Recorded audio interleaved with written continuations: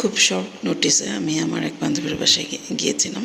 আমি এবং আমার মেয়ে দুজন মিলিয়ে গিয়েছিলাম, একদম উইদাউট এনি ইনফরমেশনে গিয়েছিলাম। তারপরও ও মাশাআল্লাহ এত হুট করে সব কিছু অ্যারেঞ্জ করেছে। নাস্তা তেলে পিঠাটাও নিজের বানানো ছিল এবং খুবই মজা ছিল।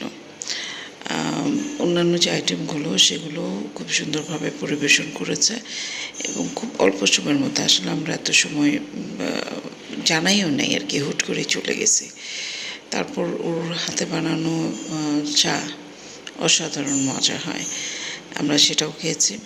আর ওর বাসায় গেলে একটা জিনিস করে, সব সময় খাওয়া দাওয়া কিছু না কিছু একটু পরপর অ্যারেঞ্জমেন্ট ও করতেই থাকে। ভালো সময় কেটেছে।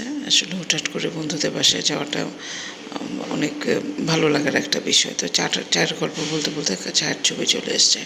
খুব মজা ছিল। আপনারা দেখেই বুঝতে পারছেন যে কতটা এফোর্ট দিয়ে চাটা তৈরি করেছে এবং মশলাগুলো একদম সব পরিমাণ মতো দিয়েছে।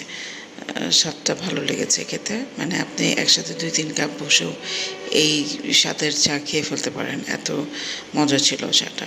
তো যাই হোক, অনেক ধন্যবাদ আমার প্রিয় বান্ধবীকে। আমরা এত ছোট্ট নোটিশে যাওয়ার পরেও যে এত অ্যারেঞ্জমেন্ট করে আমাদের বিকেলের নাস্তাটা করিয়েছে, সাথে এত মজাদার চা খাইয়েছে, আর সুন্দর একটা মুহূর্ত গেছে। বন্ধু বান্ধবীদের সাথে দেখা করা মানেই একটা প্রেশিয়াস মোমেন্ট ক্রিয়েট করা, যেটা আমরা করে থাকি।